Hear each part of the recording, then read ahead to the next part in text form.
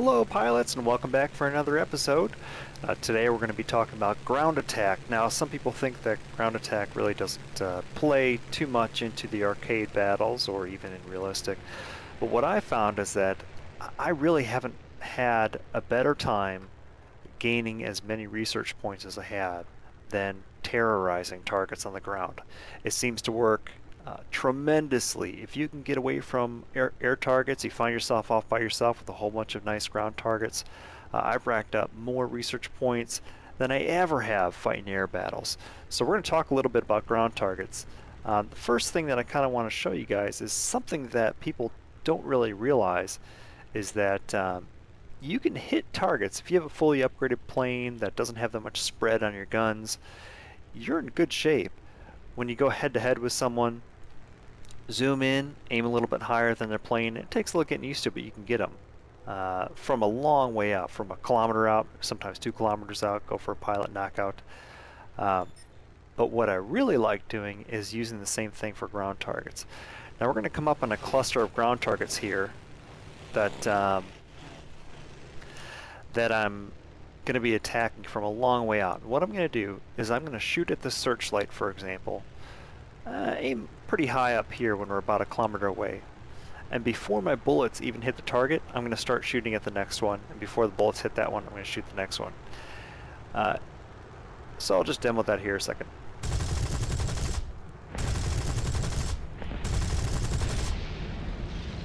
Oh, didn't get that last vehicle. But that's kind of what we're going to be doing today across all the different maneuvers that we're going to do. And the point I want to make is you don't have to aim at a target until it explodes. If you know your guns don't have that much spread or they've been upgraded, you don't have to stay on that target until it blows up. You can let the bullets do their job. They're on the way there. It's not a big deal. Don't worry about them. You've pretty much put all the fire towards that target that you're going to do, and it's time to move on to the next one. So we'll try it again.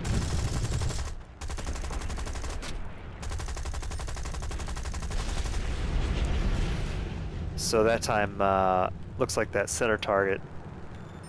Yeah, the AAA, I didn't quite get him, but you get the general idea. Now once you get used to this, especially on those maps where you've got a cluster of landing ships coming in, you can pick them off pretty easily.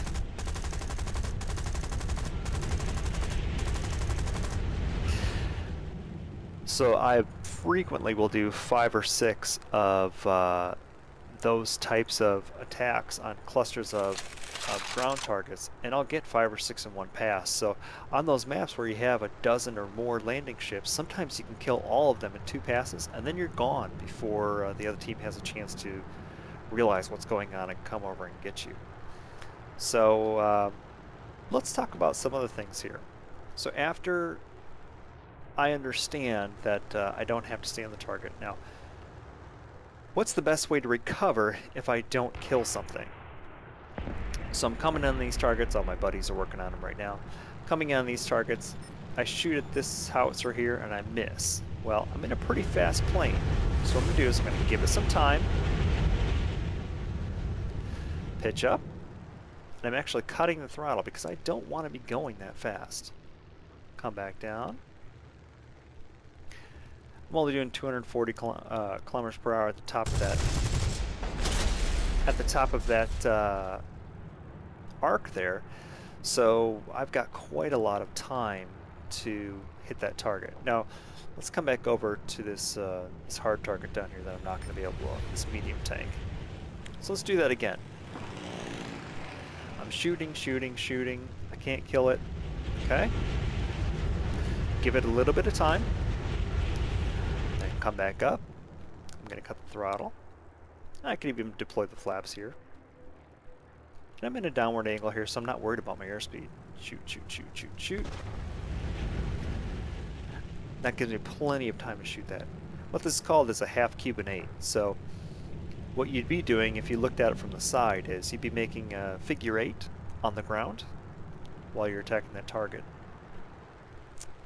So let me show you one of the things that people do wrong with a half Cuban 8. So they'll come in, they'll say, okay, I'm shooting, I'm shooting, I'm shooting. I'm gonna miss. Oh, I didn't get him. I'll pitch up right away. I'm not gonna wait. Like I said before. Well, let's come back around. Okay, there's that target. Okay, that's how much time I had to shoot at that guy. So all I'm really doing is doing a loop over that target. You have to give yourself a little bit of separation to really do that half cubanate properly. So we're going to come in. I'm going to shoot. I haven't quite destroyed the target yet. I'm just going to stay low, and I can jink if the guy's shooting at me. I'll come back up. I'm going to cut the throttle out. I'm going to put the throttle back in so I don't forget. Now I have plenty of time. There we go. So what do you do when you're in a nice ground attack aircraft like this one? You've got some good guns in the front that you can work on some of these targets with, but it can't really do that half cubanate too well.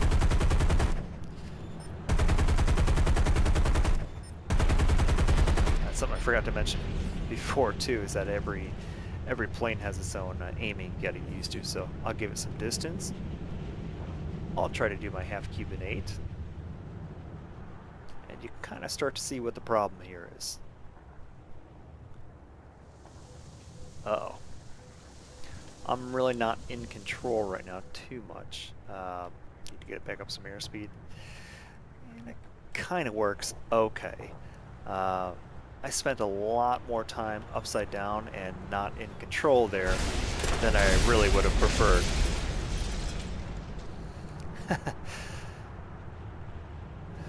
So what do you do? And it's called a hammerhead. That's what you want to try and do. So we'll do here. I'm doing about the same speed. Let's say I'm shooting here. I'm trying to do the best I can. I want to come back for that vehicle. Well, I'm just going to pitch up till about vertical. Give it a second. I'm going to kick that left rudder. This is a little bit of an extreme example, but you can see. Come back down. And now I've got plenty of time to come back in. So you don't have to do the full loop in one of those hammerheads. Now, some of the places I find the hammerhead better than a half cubanate are when you're in a big plane like the B-25 or another ground attack bomber, when you don't have that much speed, where you know that if you go inverted through a full half cubanate, you're going to be in trouble and stall out. And that's not a good place to be in when there's other air targets around as well. The other time is when you're playing in some of those canyon maps and you really don't want to give away your position. You can fly down through the canyon, and when you're shooting some of these ground targets, when you want to turn around, just pitch up, do that hammerhead, come right back down in the canyon. And sometimes, if you're lucky, if your plane has a big enough rudder, if you're not going that fast, you'll never appear above the canyon walls, so you can kind of have your own little session down there in one of the canyons, and the only hint that you're there to the enemy is the disappearing ground targets. They can't really ever see you because you're hiding down there. Alright, so the last thing I want to show you is when you've got a lot of vehicles coming down a road, and I see this a lot, is people come in, they'll get lined up nice, which is good, and there'll be a long string of vehicles, and they'll just go right down the vehicle line. And what ends up happening is, well, besides hitting the propeller on the ground, what ends up happening is that you put a couple shots into each vehicle, but you don't really kill many of them. And what ends up happening is that whoever's behind you ends up taking all the kills on those. And there is a better way to take care of a line of vehicles like that. So what you really want to do is plan ahead. And what I mean by that is slow down. First of all, we're just going to do this with a biplane, but you can certainly do this with any plane. Get going nice and slow.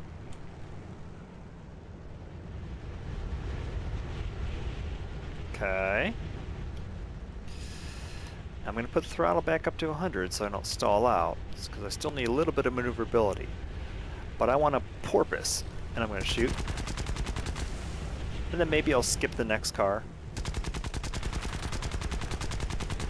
Maybe skip the next car. That gives me plenty of time to put a lot of shots into the target. So now I'm at the end of the string. I'll give myself some distance. I'll do the same half cubanate that we talked about before. Get my throttle back up. And now I'm going to come back on all the even cars if I had shot the odd ones before.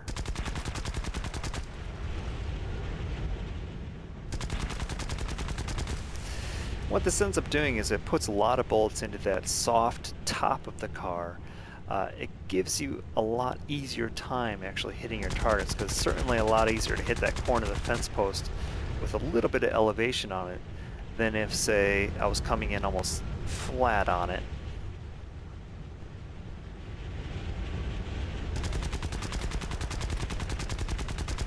It's a lot harder to get my shots into that vehicle, especially when I'm hitting the better armored sides of it.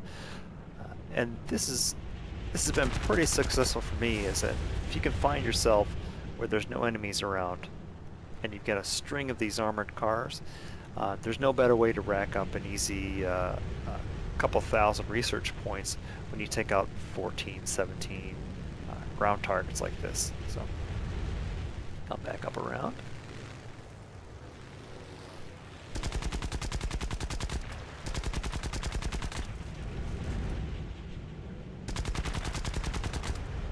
It does slow you down just a little bit when you come up.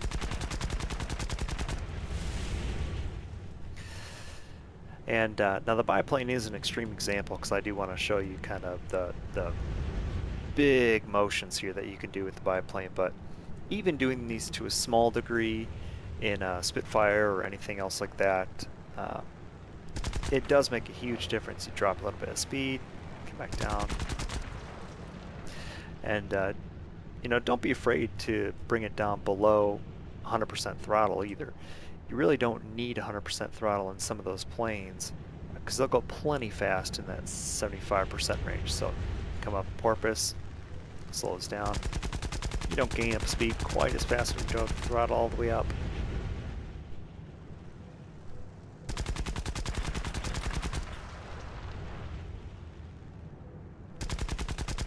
And if you're in a machine with not that big of elevators either, you can always shoot.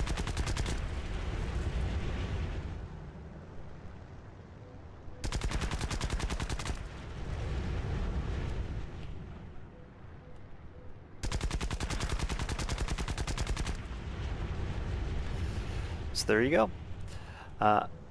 Ground attack, there's really not much to it. I see it neglected quite a bit in arcade especially, but I tell you, I think at least half my research points that I have in the game are from shooting ground targets in arcade mode. So if you like this series, please leave a like, please subscribe.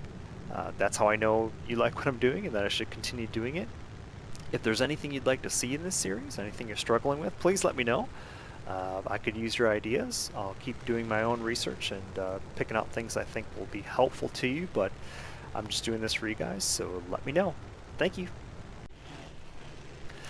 That I'm going to be attacking from a long way out. What I'm going to do is I'm going to shoot at the searchlight, for example. Aim pretty high up here when we're about 1 kilometer away. And before my bullets even hit the target, I'm going to start shooting at the next one. And before the bullets hit that one, I'm going to shoot the next one. So I'll just demo that here a second.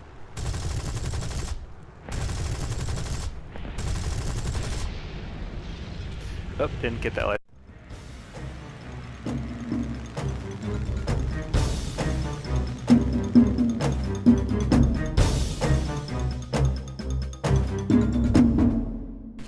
Hello pilots, and welcome back for another episode. Today we're going to be talking about ground attack. Now some people think that ground attack really doesn't play too much into the arcade battles or even in realistic, but what I found is that I really haven't had a better... You can hit targets. If you have a fully upgraded plane that doesn't have that much spread on your guns, you're in good shape. When you go head to head with someone, zoom in, aim a little bit higher than they're playing. It takes a little getting used to, but you can get them from a long way out, from a kilometer out, sometimes 2 kilometers out, go for a pilot knockout. But what I really like doing is using the same thing for ground targets. Now we're going to come up on a cluster of ground targets here that time, gaining as many research points as I had, then terrorizing targets on the ground.